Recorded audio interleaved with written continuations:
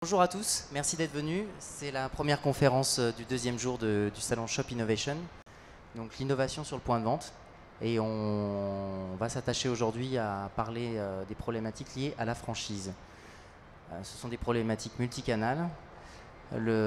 Par rapport à ça, c'est à la fois une problématique qui s'adresse en fait à tous les retailers, puisque ce sont des problématiques de comment déployer une communication qui soit efficace, performante, lorsqu'on a un réseau de points de vente. Donc par rapport à ça, on a trois invités aujourd'hui. Rosemarie Moins, qui est donc la responsable promotion et information à la Fédération de la franchise. Monsieur Gilbert Mélinger, vous êtes co-auteur d'un livre sur le e-commerce et la franchise, et vous êtes consultant à EPAC International. Voilà. Et monsieur Julien Soufi, vous êtes directeur de franchise à Marseille, des franchises Cartridge World, c'est ça. Et vous avez 4 magasins et une plateforme, c'est ça, une plateforme pour vos clients B2B. Voilà. Donc, pour commencer, la problématique qui nous occupe aujourd'hui, donc c'est sur l'omnicanal. On sait que le client actuellement, c'est un client qui est, on peut dire volage quelque part. Il est ultra sollicité, il est connecté. Il utilise allègrement le e-commerce, le mobile, les réseaux sociaux, le web et évidemment téléphone et autres. Et donc la problématique pour toutes les enseignes, c'est de savoir comment gérer un budget, comment arbitrer les différents canaux et comment avoir la meilleure des communications pour pouvoir toucher et performer et continuer de progresser au niveau des ventes. Donc par rapport à ça, on va s'attacher aujourd'hui à réfléchir à ces problématiques. On aura votre retour client, Monsieur Soufi, concernant en fait comment vous avez mis en place cette communication digitale pour Cartridge, à la fois je dirais au plan national et au niveau de Marseille. Monsieur Mélinger, votre expertise, votre accompagnement de multiples des franchises nous permettront d'avoir un point de vue sur, entre autres sur le e-commerce et sur les relations entre franchiseurs et franchisés. Et évidemment, Rosemarie Moins, vous avez, la vue globale sur l'ensemble des problématiques des franchises avec qui vous avez un dialogue et un échange au quotidien. Donc pour donner un état des lieux de ce qu'est la franchise actuellement et de voir quels sont ses investissements, quelle est la progression pour tous ces réseaux de franchises, vous aviez fait une étude il y a quelques temps déjà, au courant 2012, c'est ça? Oui. Avec l'Institut CSA. Oui. Voilà, je vous avais demandé quelques chiffres et je vais les passer. Vous allez me les commenter. D'accord, merci. Oui, effectivement, la FFF commandite chaque année une enquête auprès de l'Institut CSA afin de déterminer au fil du temps le profil du franchisé et le profil du franchiseur et de voir son évolution, justement, année après année.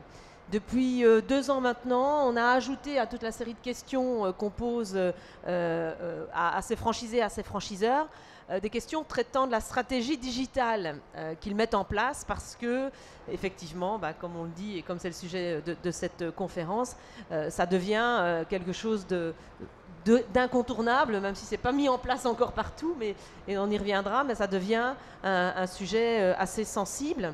Et les premiers chiffres que l'on peut retirer de cette enquête, vous les avez là sur le slide, c'est que 84% de la vente. Alors, tous les réseaux ne sont pas sur des sites internet marchands. C'est une moyenne. C'est une moyenne. On a aujourd'hui 45% des réseaux de franchise qui possèdent un site internet marchand.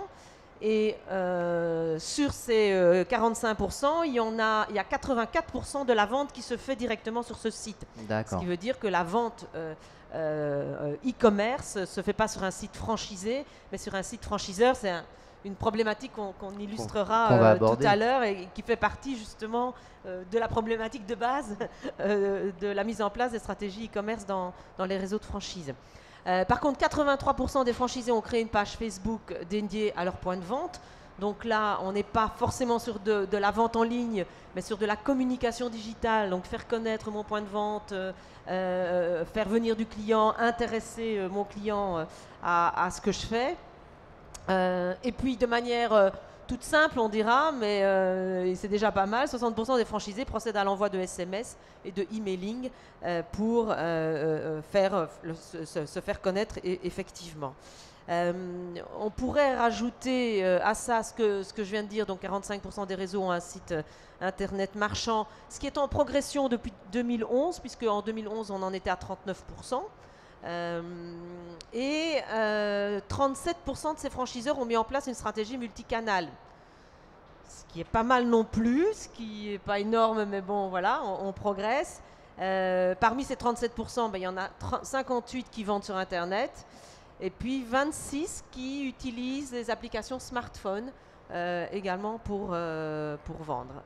Alors, on s'est aussi interrogé sur l'utilisation du téléphone portable comme moyen de paiement, et là, frilosité maximale, puisqu'il n'y a que 3% des franchisés qui utilisent le téléphone portable comme moyen de paiement. Bon, ils disent qu'ils attendent de voir un peu comment les choses vont évoluer. Ils ne sont pas trop... un peu comme tous les retailers, hein, je dirais. Voilà, ils ne sont pas trop à l'aise encore avec ce moyen de paiement, surtout pour des questions de sécurité. Voilà, effectivement. Clairement. Par rapport à ça, est-ce qu'il y a des typologies de franchises qui s'en sortent mieux? Est-ce qu'il y a des franchises, il y a des types de franchises par rapport, est-ce que c'est plutôt le service, le bien de consommation, ou est-ce que c'est en fait c'est plutôt le réseau qui fait le succès en fait, le franchiseur ou le franchisé ou sa capacité à communiquer? Alors, difficile à répondre à ça. On dirait de manière instinctive que quand on vend sur Internet, on vend des produits. Donc on est plus dans du B2C, bon, quoique Cartridge fait du B2B, mais peut-être pas via Internet, donc voilà, il nous expliquera. Donc on est plutôt dans de la vente de produits. Quand je vous dis qu'il n'y a que 45% des réseaux, alors là on est sur une enquête qui touche, parce que je n'ai pas donné les chiffres, mais oui. Les franchiseurs qui sont questionnés lors de cette enquête, ils sont au nombre de 150. Oui. Donc c'est pas non plus énormément de réseaux, donc on divise par 2, ça fait déjà plus que 70 réseaux. C'est vrai qu'on sera plutôt dans du commerce au particulier et de la vente de produits. D'accord. Voilà. Alors, bien entendu, tout tient à la démarche globale du réseau et à la mise en place par le franchiseur de cette stratégie comme une stratégie de communication classique. Et c'est là, comme vous le disiez d'entrée de jeu, où les réseaux de franchise ont encore un peu de mal à se mettre dans le mouvement. D'accord, merci. Monsieur Mélinger, par rapport à ça, est-ce qu'on voit une progression de 2011 à 2012 ? Je lisais dans la franchise MAC, je crois, qu'il y a encore en 2011, une franchise sur 5, un réseau de franchise sur 5 était sur Facebook. La progression est forte. Alors, est-ce que c'est parce que c'est plus facile à mettre en place ? Vraisemblablement, mais de manière générale, la vague digitale avant est là, irrémédiablement. Où en est-on selon vous? Est-ce que que manque-t-il? Où pêche-t-on actuellement par rapport à ça? Je voudrais faire le distinguo entre Internet utilisé comme levier de communication et Internet utilisé comme levier de vente. Ce sont deux choses complètement différentes. Ce qui frappe dans les chiffres qu'il faut peut-être retenir, c'est que 83-87% des franchisés ont un compte Facebook. 60% utilisent SMS, emailing pour faire leur communication. Ce qui est en fait une démission totale du franchiseur. C'est-à-dire c'est la non prise en compte d'une de ses fonctions qui est la communication. La communication n'appartient pas au franchisé, elle appartient au détenteur de la marque et de l'enseigne. Et dès l'instant que le franchisé le fait, il est pas méchant, entre guillemets, c'est que tout simplement, il est obligé de remplir un vide. Il sent ce vide, oui, définitivement. Ce vide, c'est le franchiseur qui ne l'a pas rempli. Et on le voit aujourd'hui, c'est un peu spectaculaire parce qu'on parle d'Internet, mais c'est vrai dans tous les domaines, que ce soit dans les systèmes de caisse, dans les méthodes de formation, méthodes de vente, c'est exactement la même chose. Donc, premier point, un franchiseur qui ne remplit pas son rôle, donc qui n'est pas préparé du tout à cette fonction. Le métier de franchiseur est compliqué. Il n'est pas le même que celui qui est lié à ce qui se passe, ce que j'appelle dans la boîte, dans le magasin, les 100 mètres carrés, les 200 mètres carrés. Il change tout d'un coup de métier et il devient développeur, animateur de réseau. Et avec ça, il prend des responsabilités auxquelles il n'a pas été préparé. Et avec Internet, évidemment, ça va beaucoup plus vite, ça s'accélère. Et tout d'un coup, une technique entre nous qui n'est pas encore complètement maîtrisée, c'est le deuxième salon, je crois, de ce type, le franchiseur est théoriquement tenu de la maîtriser, ce qu'il ne fait pas du tout. Donc le franchisé se précipite, contraint et forcé, dans la brèche, et ensuite il crée ses propres pages Facebook. Et bon, si vous voulez avoir un musée d'horreur de ce qui peut se passer dans la communication, visitez les pages Facebook des franchisés. Alors ce serait la même que moi, je ne suis pas un spécialiste, je ferai une page horrible. Mais le franchiseur laisse faire tout simplement parce qu'il a perdu le contrôle. Donc ça c'est le premier point. Sur la partie vente proprement dite, on aura sans doute l'occasion d'y revenir, il y a un principe qu'il faut admettre, un postulat. Le postulat est le suivant: dès que quelque chose peut être vendu sur Internet, ce sera vendu sur Internet. S'il y a quelque temps, on m'avait dit « Est-ce que tu veux investir dans une boîte qui vend des chaussures sur Internet ?» J'aurais dit « Ça va pas ». Et j'ai perdu beaucoup d'argent. Parce qu'il y en a maintenant 2, 3, 4, je ne sais plus, qui font ça en faisant beaucoup d'argent. Donc, y compris dans les services, les voyages, l'assurance. Donc, dès l'instant que quelque chose peut être vendu, ce sera vendu. Et celui qui n'est pas présent à la fois dans le monde physique, et tout à l'heure on aura peut-être quelques slides pour le montrer, et dans le monde des nuages, se crée délibérément des avantages concurrentiels. Alors qu'il s'appelle succursaliste ou franchisé ou franchiseur, ça n'a rien à voir. C'est la franchise n'étant qu'une variante contractuelle d'un mode de distribution, sachant que ce variante contractuelle crée effectivement pour le monde de la franchise un désavantage parce que franchisé et franchiseur adorent se détester. D'accord. Et donc c'est un vrai problème. Mais ceci dit, l'évolution est inéluctable. Et là, ces chiffres montrent que le franchiseur n'a pas pris la dimension de l'enjeu. Très bien. Par rapport à ça, on va être pragmatique. Comment vous avez développé la communication digitale? Nous, on est l'illustration de terrain de ce qui vient d'être dit par Gilbert, puisque précisément, il y a 2 ans, en tant que franchisé, j'ai voulu faire un emailing tout simplement, et j'ai voulu bien le faire. Je n'ai pas voulu envoyer comme ça, à partir d'Outlook, un message. Donc en voulant bien le faire, je me suis rendu compte qu'il me fallait une infrastructure derrière de communication, il faut une page d'accueil, il faut un dispositif global, il faut pouvoir canaliser le contact, etc. Et c'est là que je me suis rendu compte qu'en fait, il y avait effectivement ce grand vide. Donc il fallait faire. Alors, on a réussi à avoir une démarche constructive, même si on adore se détester avec un franchiseur. On a réussi à avoir cette démarche constructive qui consiste à mettre en place au fur et à mesure, à trouver des financements pour le faire, puisqu'il y a aussi des enjeux d'argent qui sont là, vraiment importants à l'échelle d'une entité indépendante. Oui.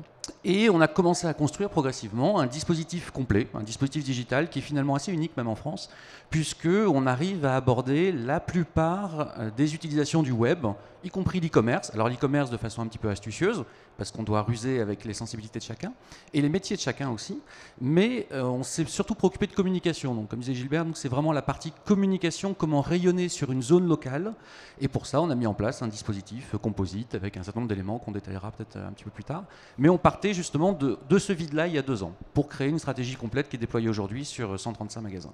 Et vous avez créé le dialogue en fait avec le franchiseur. Le dialogue et surtout les outils, et apporter des compétences. D'accord, très bien. Mais justement, juste rebondir, c'est une des rares situations extrêmement vertueuses où des franchisés, ou un franchisé, parce qu'il avait de la compétence, c'est le cas de Julien, a réussi à convaincre le franchiseur. Parce que d'habitude, c'est le contraire, il n'y arrive pas. Donc c'est quand même, saluons au passage. C'est quelque chose que vous observez. C'est pour ça que ça marche sans doute. D'accord. Mais justement, est-ce que vous pouvez, on va passer justement, on va rentrer vraiment dans le chapitre digital. Est-ce que vous pouvez nous détailler un peu ce que vous avez fait et dans quel ordre? On a eu une démarche assez pragmatique parce que finalement dans ce domaine il y a assez peu d'intervenants spécialisés. J'avais essayé de rencontrer des agences, j'avais essayé de rencontrer des gens qui travaillaient sur ce... Ouais. On n'a pas le bon slide? Attendez, oui, je vais passer à votre slide. Oui, mais j'en ai pas moi. D'accord. Donc, on est parti sur les usages en fait d'une manière pragmatique. On s'est demandé où est-ce que les gens sur Internet passent le plus de temps. Donc on a regardé le mail. C'était mon intuition première. Je voulais communiquer par mail sur ma base client que j'avais cumulée sur des années. On avait ensuite la partie recherche, référencement, recherche, etc. sur des moteurs de recherche. Puis la partie sociale. Donc on s'est déjà attaqué à ces 3 axes-là parce que finalement le temps passé à l'achat sur le web par rapport aux autres temps passés, il est relativement faible. Donc on a harmonisé dans un dispositif le publicite, c'est-à-dire le site internet du franchisé individuel qu'on a adapté aux normes modernes, on appelle ça du responsive design, c'est-à-dire qu'on est capable de se faire lire dans tous les formats du web aujourd'hui, ce qui pour un site est nécessaire, mais c'est assez récent finalement, les technologies responsives sont assez récentes. Donc ça c'est un premier point, et on a axé le site sur la prise de contact, c'est-à-dire qu'il y a du callback, on peut appuyer, se faire rappeler, on a de la prise d'email, on a les données de localisation, on a les informations pratiques qui sont quand même la première source d'appel de la part de nos clients. Il faut rester pratique, quoi. Ouais. Les gens appellent pour savoir l'heure d'ouverture tout simplement, donc c'est vraiment le premier renseignement à leur donner. Donc ça c'est la première partie, le site, et on s'est rendu compte que pour que ce site soit visible, on pouvait acheter de l'espace, ce qu'on fait, de l'espace média, du AdWords, etc. Mais on peut surtout travailler un capital numérique, c'est-à-dire un référencement durable, qu'on n'a pas besoin de racheter constamment. Donc pour ça on a monté un blog individuel pour les franchisés, on a défini les valeurs clés de l'enseigne. Alors je vous arrête un instant, blog individuel, c'est un blog par point de vente? Exactement, par point de vente, dans lequel on fait rayonner en fait les valeurs de la marque. Alors dans le cas de Cartridge World, c'est l'économie, l'écologie, la proximité. Et donc sur ce blog-là, on fait paraître régulièrement des articles qui sont écrits pour le web, c'est-à-dire 400 mots, un certain cahier de contraintes, on va dire. Donc l'écriture nous permet d'obtenir un référencement local, puisqu'on vise que le local finalement, on vise que la zone de chalandise autour du magasin, donc de qualité. Ensuite, ce site, pour pouvoir lui amener du trafic, donc on a vu qu'on peut acheter, on peut compter sur la recherche, mais on allait surtout développer des communautés sur Facebook. C'est-à-dire que pour chaque magasin, on a mis en place un profil avec une qualité professionnelle justement. Ce sont des graphistes, ce sont des intégrateurs, ce sont des gens qui ont l'habitude de gérer ce type d'outils pour des grandes marques, qui l'ont décliné pour des grandes marques de franchise. Ce qui est assez récent, assez original. Donc, c'est-à-dire que c'est des sites avec des applications dedans, avec un niveau de graphisme élevé, avec de la mise en page qui est travaillée, avec un community management évidemment pour répondre aux questions qui nous sont posées dessus, et un élément clé aussi qui est totalement oublié en général dans les réseaux sociaux, c'est-à-dire qu'on a acheté de la pub dans les réseaux. Et là, ça change tout, puisque Facebook, en particulier, qui est vraiment le réseau numéro 1 en France, est très friand de publicité, et tout d'un coup, les choses sont beaucoup plus visibles quand on achète de l'espace. Donc cette dimension-là ne doit pas être oubliée, il faut toujours acheter de l'espace à la fin, ça reste une règle de la com. Donc, et vous centralisez en fait, par exemple, tout le community management ou la gestion des sites, ou est-ce que chaque franchisé a la compétence? Alors justement, moi je suis entrepreneur, j'ai choisi Cartridge World il y a 10 ans, j'ai développé mon entreprise Cartridge World, et puis il y a 2 ans, quand j'ai vu que c'était le vide total, j'ai racheté aussi une agence de communication qui nous permet d'amener ce service clé en main à chacun des franchisés, en fait, en modulant en fonction de l'intervention que le franchisé souhaite avoir. C'est un savoir-faire, c'est-à-dire qu'il faut être capable de travailler en sur-mesure avec chaque franchisé. Donc on reprend des outils classiques de la franchise, des cahiers de procédure, pour être capable exactement de savoir quel est notre champ d'intervention, de quelle manière le franchisé intervient, et puis des fois il va intervenir et des fois pas du tout. Ça dépend aussi du franchisé. Donc on s'adapte exactement à la situation de chacun des entrepreneurs que je connais bien, puisque j'en suis un moi aussi en tant que franchisé. Donc on fait un community management et on fait une adaptation vraiment dédiée, y compris pour le blog, où le franchisé peut choisir des sujets, ou alors ce sont des rédacteurs qui les écrivent. D'accord. Et c'est pas terminé, puisqu'on a aussi un espace d'e-procurement dans le dispositif, et on travaille aussi sur des newsletters qui relaient donc toute cette matière que l'on crée, ce content marketing que l'on fait sur l'enseigne. Voilà le dispositif qu'on a mis en place. Et le e-procurement, vous pouvez en dire un tout petit peu plus? Oui, ça s'adresse uniquement aux clients. Alors là, c'est une ruse, parce que dans la franchise, il y a des enjeux d'argent qui sont importants sur les ventes. Donc c'est une ruse. Comment faire en sorte que le franchiseur soit content, le franchisé soit content? On met en place pour l'instant une vente qui est uniquement réservée aux clients existants du point de vente. D'accord. Voilà, donc là ça a démarré en septembre, c'est assez récent, ça va concerner de toute façon 5 à 10% probablement des actes de vente, mais c'est une première approche assez pragmatique de la vente en ligne, pour parler de cette problématique de vente en ligne, où on est dans le compromis. Bon, c'est sûr qu'un jour ou l'autre il faudra aborder la question de front, on le sait, mais au moins on aura réglé toutes les autres questions de communication d'ici là. D'accord. Et le e-commerce, Monsieur Mélinger, c'est à la fois un potentiel levier de croissance pour les franchises, franchiseurs et franchisés. Est-ce que c'est quelque chose qui va se mettre en place? Est-ce que vous pensez qu'actuellement, est-ce que vous avez accompagné déjà des réseaux de franchises sur le sujet et qui ont mis en place, je dirais, une solution vertueuse qui convienne à la fois aux franchiseurs et aux franchisés? Alors, la réponse est de toute façon, même si ça ne me plaît pas, il faut que j'y aille. J'aime pas quand il fait moche en avril, il faut que je vive. Donc, si vous me permettez, voilà. Ce qui est important, c'est de savoir une chose, c'est d'admettre, encore une fois, 2 hypothèses. La première, alors c'est peut-être même pas une hypothèse, ça c'était le commerce pendant des milliers d'années. Pendant des milliers d'années, j'avais une boîte, à côté une autre boîte, une autre boîte, une autre boîte, et puis je me bats contre mes concurrents, je fais de la communication, parce que j'ai quelqu'un qui est riche et qui paye des agences de com, je passe à la télé ou pas, et je me suis battu dans un univers physique. Il y a 5 ans, c'est pas vieux, il y a 5 ans, est intervenu un autre univers. C'est le même, sauf que c'est dans les nuages et que théoriquement je peux toucher le monde entier. Et là-dessus se sont installés des gens qui s'appellent des pure players, qui étaient les premiers, les initiateurs, et qui se battent dans les nuages. Et qui se battent comment? À coup de référencement, à coup de pub classique, et qui en ce moment, qu'est-ce qu'ils font? Ils s'arrachent les clients les uns aux autres. Et sont intervenus donc là-dedans, il y a toujours ce magasin qui existait avant, et il s'est rajouté en fait à cet univers concurrentiel classique, l'univers concurrentiel dans les nuages. Le point, et c'est là où la question du est-ce qu'il faut y aller ou pas, non, c'est même pas une question, c'est il faut que j'y aille. Pourquoi? Parce que les gens qui se battent, j'arrive pas à pointer, les gens qui se battent ici et qui ont aussi des points de vente, ça s'appelle multicanaux. Qu'est-ce qu'ils vont faire? Ils vont être présents là où le client veut qu'il soit, parce que c'est pas je veux ou j'aime pas, c'est le client qui décide. Je suis sûr que dans la salle, il n'y a pas une personne qui n'ait jamais acheté quelque chose sur Internet. Et pourquoi vous l'avez fait? Parce que ce soir-là, ou au bureau, ou à la maison, tranquillement, vous vouliez acheter. Et un jour, vous vous dire, je vais aller dans le magasin. Donc il faut que je sois présent sur les deux. Et il faut surtout que ma stratégie de communication, de fidélisation, de tout ce que vous voulez, de tout ce que vous mettrez en œuvre, renforce en permanence les nuages et les briques et les clics. Que les deux univers se renforcent. Et le gagnant, ça va être celui qui va réussir à capter plus souvent dans les nuages, plus souvent dans le magasin, et à faire se renforcer les deux circuits ensemble, parce que les deux doivent progresser impérativement ensemble. Donc celui qui a compris ça, il se crée un immense avantage concurrentiel. Et je dois dire que plutôt que les succursalistes l'ont compris avant, tout simplement parce qu'ils n'avaient pas à gérer la relation avec ce fameux commerçant juridiquement, financièrement indépendant qui est le franchisé. Donc la concurrence, il ne faut jamais l'oublier, elle est horizontale et elle est verticale. Et tout d'un coup, au lieu d'être sur un univers plan, on est sur un univers à 3 dimensions. Compliqué.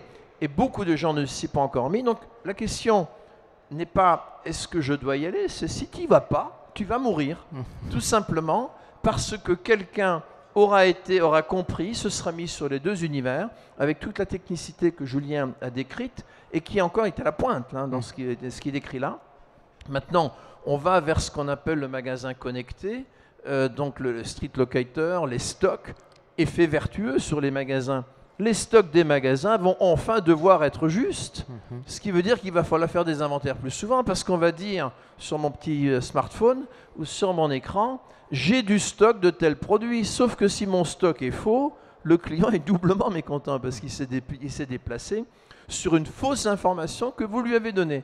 Donc du coup, il y a un autre effet vertueux pour les gens qui se sont mis là-dedans, c'est qu'en fait, leurs magasins vont être beaucoup mieux gérés. Maintenant, si vous allez jusqu'au bout, et ça s'appelle le magasin connecté, vous allez dans le magasin, vous pouvez toucher, la marchandise n'est pas là, et bien vous allez pouvoir la commander, vous la faire livrer. H&M, Salomon, enfin c'est des choses, c'est plus du tout, c'est pas de la théorie. Bien sûr.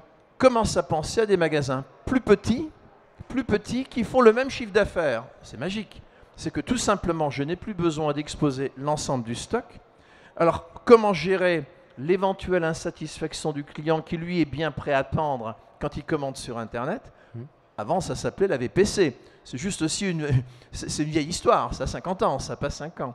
Donc, qui, lui, est prêt à attendre, alors que lorsque je vais dans le magasin, je m'attends à trouver. Quoique, ça vous est déjà arrivé aussi de ne pas trouver la couleur qui vous plaît, la taille qui vous plaît. Et ici, ce qu'on va vous faire, c'est un magasin peut-être un peu plus petit, qui a un immense stock qui est quelque part, et on va vous livrer soit dans le magasin, soit chez vous, soit au bureau, soit à côté de chez vous. Alors, donc c'est un univers qui est en train d'être bouleversé complètement, et la question est si on n'y est pas, tu ne seras plus non plus dans 5 ans. Merci.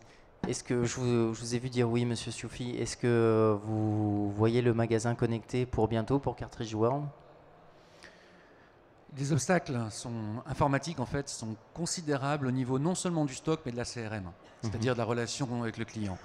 Vraiment des obstacles considérables, une technicité qui, à mon avis, sera malheureusement pas à la portée ni de Cartridge World ni d'un certain nombre de réseaux de franchises avant une bonne dizaine d'années. D'accord. Je pense que Apple, je crois, est le plus avancé en matière de logiciels. C'est un article dans l'entreprise là, de ce mois-ci qui vient de paraître sur le magasin connecté justement. Apple est vraiment en pointe. On peut avoir n'importe quel point de contact en magasin et on a donc la livraison, enfin l'achat qui est connecté à ce point de contact-là. Mais c'est Apple. C'est Apple. Et c'est vraiment, à mon avis, une bonne dizaine d'années avant d'arriver à avoir des systèmes intégrés simples. Et ça sera le rôle du franchiseur d'être moteur sur le sujet? Avec ça, il devient champion du monde. Oui. Ouais.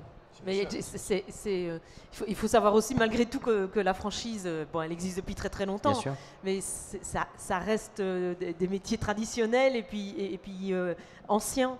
Et c'est déjà tellement compliqué d'être franchiseur, c'est déjà tellement compliqué d'établir cette relation permanente avec son franchisé, dans l'équilibre, le fameux équilibre gagnant-gagnant.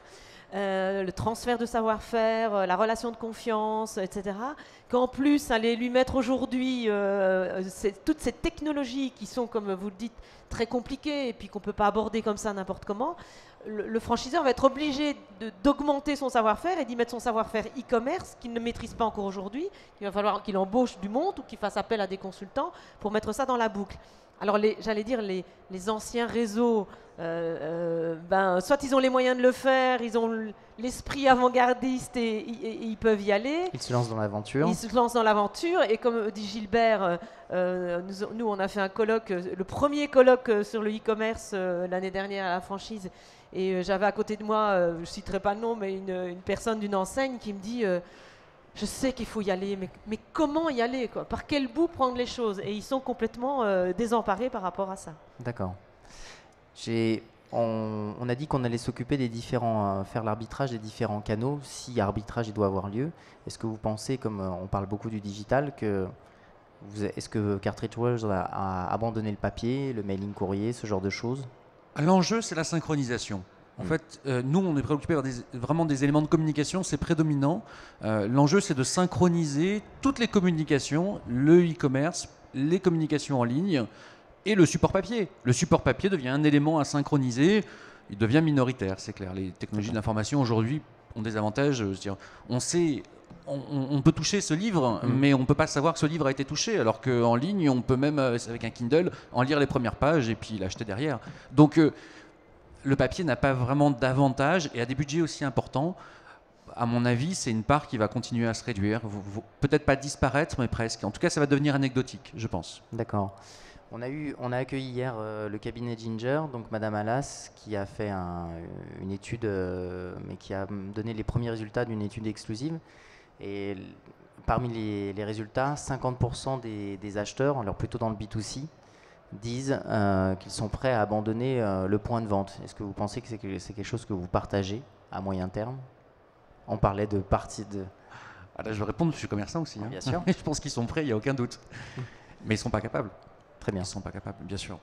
Parce qu'on a c'est immédiat, c'est un conseil personnalisé, c'est un conseil humain. Et ce sont des structures de prix surtout. Je pense que c'est là le plus important, c'est qu'Internet s'est développé en se disant que le prix sur Internet était moindre. C'était vrai.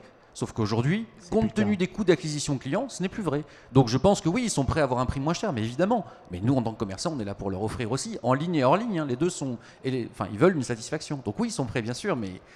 Bien sûr que non, ça ne se passera pas, sauf si Internet était un vecteur de prix cassé. Mais ce n'est pas le cas, c'est plus le cas en tout cas, sauf pour le discount événementiel ou des secteurs très précis. Monsieur Méninger, à la fois sur l'aspect multicanal, sur l'arbitrage entre les différents canaux et sur le tout e-commerce, l'avènement du pure player. Non, c'est absolument pas inscrit dans l'histoire. Qu'il y ait un renforcement, un partage, oui, certes, parce que à un moment donné, vous avez envie de faire comme ci, et à un moment donné, vous avez envie de faire comme ça.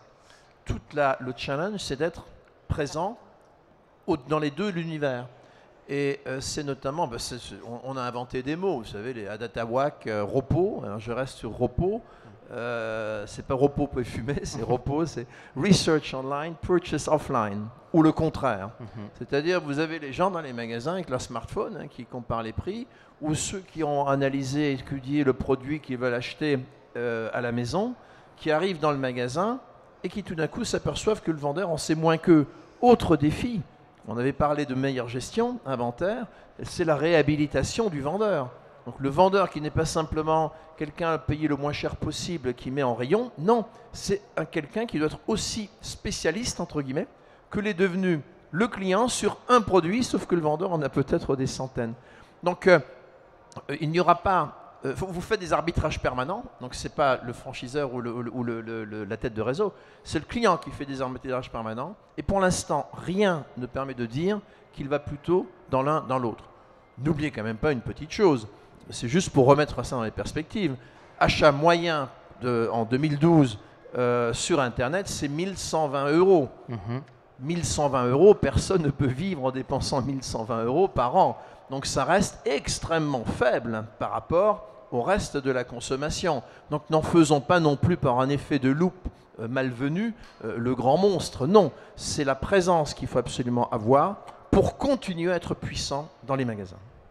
Juste pour compléter ce que dit Gilbert au niveau des chiffres et au niveau du fait de ne pas focuser uniquement sur la vente e-commerce, Yves Rocher qui est très avancé, qui fait de la VPC et qui a mis en place des tas de systèmes et qui est en plein multicanal, qui est le premier site de e-beauté en France, réalise 10% de son chiffre d'affaires sur Internet. D'accord ? Donc c'est pas non plus effectivement la meilleure... façon d'acheter ou la meilleure façon de vendre. Voilà, on vise des chiffres similaires de l'ordre de 5 à 10% des actes de vente, mais encore une fois, ce sont les actes de vente. La présence en ligne, l'omnichannel, elle va bien au-delà uniquement de l'acte de vente, pour nous. Parce qu'il y a un autre phénomène, bon, Yves Rocher nous l'a dit, H&M l'a constaté, c'est que les gens qui achètent en ligne, quand ils viennent en magasin, ont des tickets moyens supérieurs à ceux qui n'y vont pas. Donc attention, il ne faut pas simplement se concentrer sur l'effet d'optique X%, c'est pas beaucoup, c'est beaucoup, selon la façon dont on le regarde. C'est surtout l'impact que ça a sur le magasin. Et cette croissance du ticket moyen de ce client fidèle, elle ne se fait pas en augmentation de la consommation d'un pays, elle se fait en gain de part de marché sur les autres. Donc tout l'enjeu est là. Donc ça restera sans doute minoritaire, parce que tout simplement, on se déplace, on promène, on marche, et puis on est plus souvent en confronté avec des points de vente physiques qu'on ne l'est avec son ordinateur. En revanche, il faut surtout ne pas y être, parce qu'on va perdre les ventes dans le magasin au détriment de celui qui est présent, avec toute la technicité que disait Julien. Alors, quand Julien disait dans 10 ans, je prends de rendez-vous dans 1 an et demi. Alors, pour parler multicanal, on a interviewé quelques experts du multicanal à qui on a posé des questions, qui ont l'habitude de gérer des campagnes multicanal. Et là, ce que eux nous ont donné comme réponse, principalement, c'était l'obligation effectivement d'être sur l'ensemble des canaux. C'est effectivement la répétition du message sur l'ensemble des canaux qui va faire la transformation auprès du client, qui va faire augmenter le panier moyen pour l'ensemble de ses clients. Et c'est aussi, et ça devient, c'est peut-être là aussi une technicité à acquérir, la scénarisation, c'est-à-dire quand faire intervenir l'emailing, à quel moment envoyer le SMS, etc. etc. Donc, parmi tous ces experts, il y en a un qui a vraiment joué le jeu, que j'ai interviewé en amont pour préparer cette conférence, c'est GoCAD, Jonathan Laloum, qui était venu sur le plateau d'un autre salon l'année dernière sur le marketing direct, et qui avait montré en avant-première avec Auchan une plateforme qui permettait à chacun des magasins Auchan d'avoir une page Facebook personnalisée et de pouvoir, via une plateforme mutualisée, envoyer des messages personnalisés et géolocalisés donc à tous ces membres Facebook qui sont autour de l'enseigne. Donc, par rapport à ça, donc je l'ai interviewé sur peut-être quelques points, sur des tendances entre autres. Et effectivement, comme vous, il m'a dit qu'il y a vraiment une vague digitale qui est là et il y a un déport des budgets vers le online, c'est-à-dire qu'on arbitre et qu'on privilégie de plus en plus le online pour des raisons entre autres de mesures, vous l'avez tous dit, qui sont évidents. et aussi, on voit quand même que malgré tout, à la fois, je dirais peut-être pour le franchisé et aussi pour le consommateur moyen, le papier reste un support de communication locale par excellence. Il reste dans l'imaginaire quelque chose d'important et il a l'avantage en plus d'être ce qu'il appelle un territoire d'expression beaucoup plus complet que celui d'un court emailing qu'on a tendance maintenant, hélas, vu qu'on est submergé, à zapper très rapidement. Et les réseaux qui utilisent ce qu'on appelle la distribution toute boîte sur une zone de chalandise définie arrivent à des très bons résultats en termes de retour en magasin. La troisième vague, ce qui était assez surprenant, c'est la meilleure progression, les meilleures demandes actuellement selon eux, c'est le SMS. Parce que, là encore, c'est un peu comme la progression qu'on a vue tout à l'heure sur Facebook, c'est facile à mettre en place, pas beaucoup de technicité, pas besoin de création graphique, pas besoin de connaître les contraintes HTML, et ça permet d'être agile. Si un concurrent, par exemple, fait une offre, on peut très bien réagir en 24 heures et faire une campagne de SMS sur sa base. Encore faut-il avoir une base, vous allez peut-être me dire, pour pouvoir travailler dessus. Et puis enfin, évidemment, avec les effets de la crise, il y a une obligation de réduction des coûts, et donc on va vers une massification des campagnes. Et là, l'objectif pour toutes les entreprises qui sont en réseau, que ce soit la franchise ou les autres retailers, c'est de pouvoir faire des commandes de campagnes groupées pour pouvoir évidemment réduire le coût de la campagne moyenne et permettre.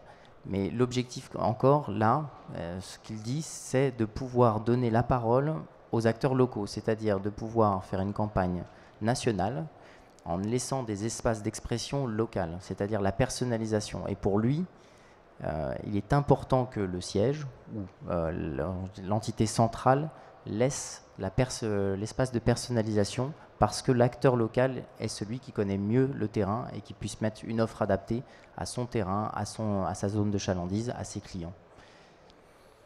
Donc il a, en rappel, après avoir fait, je dirais pour résumer, ce que j'ai retenu de ces interviews, c'est d'abord la massification des communications qui va permettre la réduction des coûts. On peut peut-être imaginer que des franchiseurs vont pouvoir s'organiser pour pouvoir offrir ça à l'ensemble de leur réseau ou une partie de leur réseau. Je pense que vous l'avez déjà fait, chacun. Oui, c'est ce qu'on a fait exactement. Voilà, on a sur des opérations qui ont été amorties en fait grâce à l'effet réseau pour être déclinées à des coûts vraiment qui serait inimaginable pour un commerce indépendant. C'est vraiment pour moi un axe fort de la franchise, de pouvoir proposer ces outils de communication grâce à la massification à des coûts très abordables et clés en main. Clés en main étant important également. Oui. Vous avez fait ça sur quel type de médias? Sur Google, sur l'achat d'espace Nous, plus précisément par exemple sur la partie emailing, qui est un support qui est assez complexe à mettre en œuvre. C'était ma toute problématique initiale il y a 2 ans. En fait, aujourd'hui, on peut proposer des opérations clés en main, par exemple, à partir de 200 € hors taxe, pour un franchisé qui n'a pas besoin non plus d'envoyer des emailings tous les mois. Hein. Bien sûr. Tous les 2 mois, ça suffit dans notre métier. Hein. Ça dépend du métier, mais on va dire que sur une base mensuelle ou bimensuelle, ça suffit. 200 € hors taxe, c'est ridicule comme budget. On parlait du mailing papier tout à l'heure. Les mailing papier, c'est des budgets qui, si on veut qu'ils soient adressés, ils sont bien supérieurs. C'est tout de suite 1 500 €. On parle des moyens d'un entrepreneur indépendant. On ne parle pas des grands réseaux. D'un point de vente singulier. D'une grande campagne nationale. Une campagne nationale peut être financée différemment. Mais là aussi, il faut que ça soit finalement que quelques centaines d'euros par franchisé. Autrement, c'est pas possible. Les redevances de communication ne permettent pas de le couvrir. Vous vouliez rajouter quelque chose? Oui, il faut aussi, ce que dit Julien, c'est cette mutualisation des moyens qui est permise par la franchise. Les gens payent relativement peu, le franchisé, à un franchiseur pour avoir une concentration de compétences. Il faut aussi se remettre dans la bonne perspective. C'était comme mes 1 200 € par an tout à l'heure. Si vous êtes franchisé, vous faites 500 000 € de chiffre d'affaires, vous êtes dans la courbe de Gauss, grosso modo, c'est un petit peu en dessous même maintenant, 475 000. 3% de budget pub pour un magasin, c'est pas rien. Okay, 3%, je vous laisse faire le calcul, c'est 15 000 €. 15 000 €, pour faire simple, c'est 1 000 € par mois. Donc, avant, qu'est-ce que je pouvais faire avec 1 000 € par mois? C'est habiller ma vitrine, faire de temps en temps une distribution sur le trottoir, et c'est à peu près tout. Et aujourd'hui, je suis un acteur visible grâce à Internet avec quelques centaines d'euros. Donc, je peux répéter. Parce que la campagne nationale, ne rêvons pas, 9 réseaux sur 10 n'y auront jamais accès. Quand on dit pub nationale, on pense automatiquement télé entre le 20h et la météo. Ne rêvons même pas.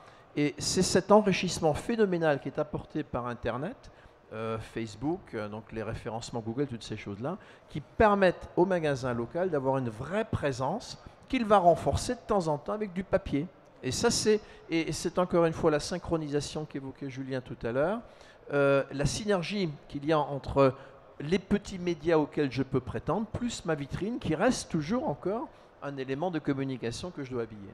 Alors, Précisément, on a développé la notion en fait de rayonnement, une sorte de scintillement continu qui auparavant n'était pas accessible. Et grâce justement aux médias, on peut avoir ce rayonnement continu et donc multiplier les points de contact quotidiennement et non plus par grandes vagues de 1 fois par an, 2 fois par an, etc.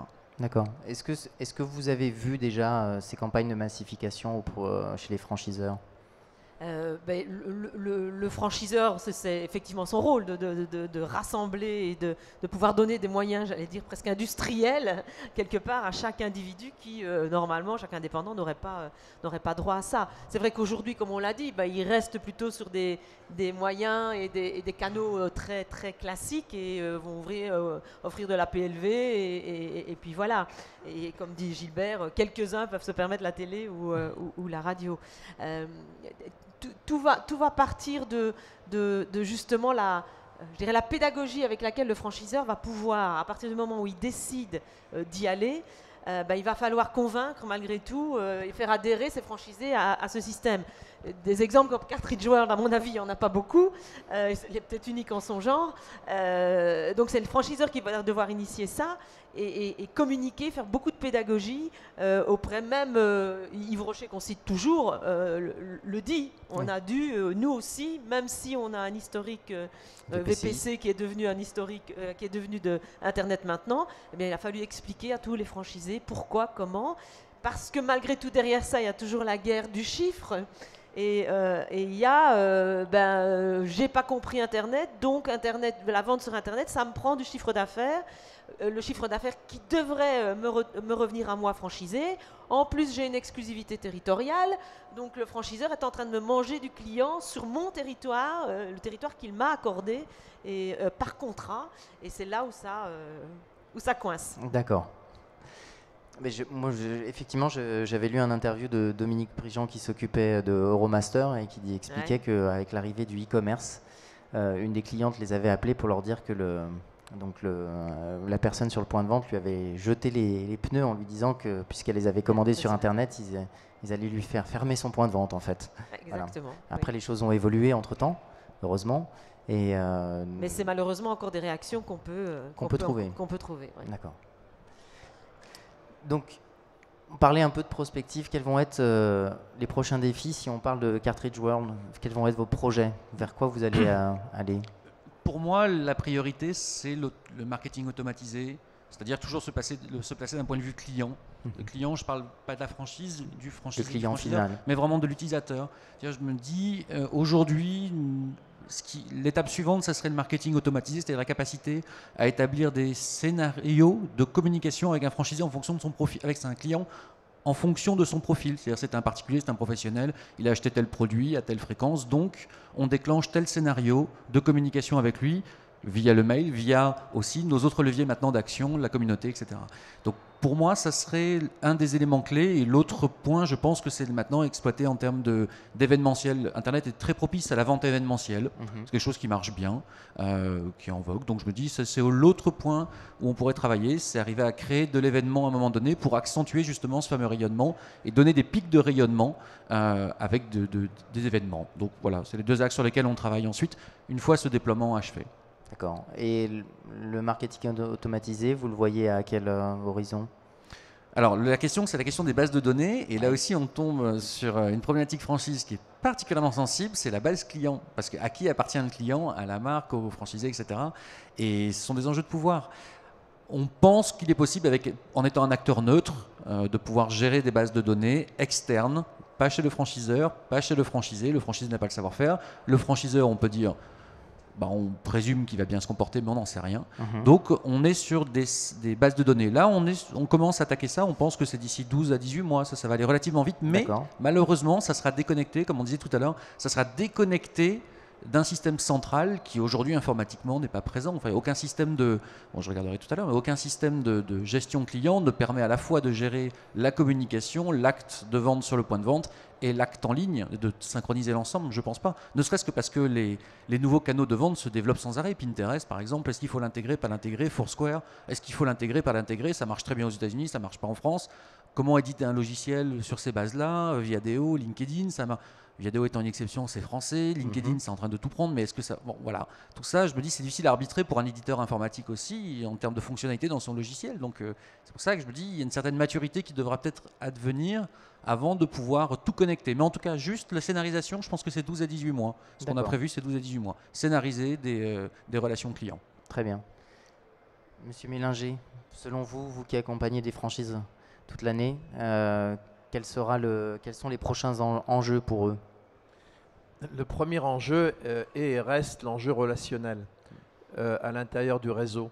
Donc il faut d'abord, entre guillemets, être un bon franchiseur.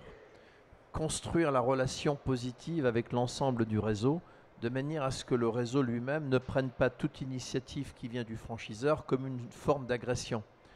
Et cette agression qu'il considère comme caractérisée de l'e-commerce, quand on vend des produits, parce que même chez Cartridge World, ils n'ont pas osé aller jusqu'au bout de la démarche. Donc un produit qui est acheté sur Internet, il est réputé avoir été pris sur mes ventes, ce qui est totalement faux. Donc le franchiseur doit impérativement convaincre ses franchisés, les faire adhérer. Ça s'appelle dans la franchise l'animation. Ce sont des réunions de commission, ce sont des réunions régionales. C'est du dialogue permanent pour expliquer la situation. Et on a la chance aujourd'hui d'avoir déjà un peu de recul, des chiffres que certains acteurs publient. On a parlé d'H&M, on a parlé d'Yves Rocher tout à l'heure. Donc ce sont autant d'éléments objectifs qui permettent de faire abaisser un peu la garde. Et surtout, si la relation est construite positivement à l'intérieur de la franchise, c'est une innovation qui doit être exigée, comme l'a fait chez Cartridge World, par le franchisé, et non pas subie. Premier défi, qui reste un vieux défi de la franchise, c'est la relation entre le franchisé et le franchiseur. Et le deuxième défi, qui est le défi technologique, parce que, voilà, on a appris même un certain nombre de mots nouveaux aujourd'hui, c'est une vraie réalité. Et ça va tellement vite qu'on pense savoir que tout d'un coup, quelqu'un a trouvé autre chose. Donc un vrai double défi. Le premier, c'est expliquer aux franchisés qu'on ne prend pas de chiffres, mais qu'on en construit et qu'il va gagner. Grâce à cette présence sur les fameux deux univers de concurrence et le défi technologique. Et là aussi, savoir où est le franchisé, à savoir, lui, il n'est pas un technicien. Troisième défi, il est quand même contractuel aussi en franchise. Parce que toutes ces choses-là, à qui appartient la clientèle? Donc, il ne faut pas répondre à cette question. C'est qui a le droit d'utiliser les fichiers, qui est une toute autre question, qui, elle, peut être traitée contractuellement. Donc, il faut déjà traiter ça contractuellement, l'expliquer, ça s'appelle le droit de jouissance du fichier. Et ensuite, dans toute la partie contrat, que je ne vois pas encore massivement apparaître dans les contrats de franchise, c'est une vraie place donnée à Internet, à la communication. Non, monsieur le franchisé, tu n'as pas à communiquer. C'est moi qui te fournis les outils, sauf qu'il faut que je les fournisse. Donc on a les sites, les mini-sites, on a le site Facebook, les mini-sites Facebook, les blogs, toutes ces choses-là. C'est au franchiseur de les mettre en place, et ça pour lui est un vrai défi. Et selon vous, qui voyez les franchiseurs, je dirais au quotidien, d'un point de vue humain et relation, qu'est-ce qui vous semble être les plus grands enjeux? Je pense que Gilbert a bien résumé ça, effectivement, il est trop fort. Effectivement, tout va tenir dans la confiance que le franchisé aura dans son franchiseur, dans la transparence avec laquelle il va travailler. On parle beaucoup d'instances de dialogue parce que ça fait partie des piliers du management de la franchise, dans lequel on va retrouver des communications, des commissions, des groupes de travail. Il faut que la franchise, c'est une collaboration entre deux partenaires. Oui. Donc, il faut revenir là-dessus. Donc, quel est notre intérêt individuel et commun à aller dans le sens de la digitalisation des réseaux et d'Internet? Et si on est sur un terrain d'entente à partir de là et qu'on travaille ensemble là-dessus, Bon, il n'y a pas de raison qu'on n'y arrive pas. Je viens de lire que KFC a mis en place une page Facebook et elle a 3 millions de fans aujourd'hui et ils fêtent ça. Ils proposent des nouveaux produits, ils font de l'événementiel, ils font des jeux et ça ramène du client forcément partout. Je viens de dire que Casino mettait aussi en place un site qui est destiné à Casino, qui est un grand franchiseur, avec différentes enseignes destinées aux consommateurs pour qu'il exprime ses besoins, ses envies de produits, etc., qu'on va retrouver dans les magasins par après, qu'on va mettre en place. Donc il y a une vraie synergie à mettre en place, mais il faut que le franchiseur le comprenne et que le franchisé aussi. D'accord. Alors moi j'ai lu il n'y a pas longtemps, il y a certains réseaux qui ont pour leur site e-commerce, pour faire passer la pilule, je dirais, on fait considérer le site e-commerce comme un apporteur d'affaires à chaque fois, avec l'incentive de faire du web to store et donc de venir aller chercher sa commande en magasin. Donc là, on est plutôt sur du B2C en général. Est-ce que ça vous semble être un modèle qui pourrait fonctionner dans la relation franchiseur-franchisé, qui pourrait permettre de faire un pas? On n'achète pas le franchisé. Et vouloir lui donner de l'argent, c'est gaspiller de l'argent. Et là, je donne une claque aux deux, entre guillemets. Le client qui veut acheter sur Internet, il n'a peut-être pas envie du tout d'aller dans un magasin. Donc, il faut lui laisser le choix. Et c'est le client qui décide. Donc, tous les systèmes qu'on met en place doivent se marier complètement, se mouler sur les besoins du client. Donc, on ne l'achète pas en disant « je te l'envoie à un client et puis je te donne je ne sais pas quoi ». Non, non, le client vient, il est stimulé par Internet, il est stimulé par l'action du vendeur. Parce que si quelqu'un vient dans mon magasin avec son smartphone et dit quel est le prix le plus cher, le moins cher, moi je suis heureux qu'il soit là. Maintenant, il faut que je sois un bon vendeur.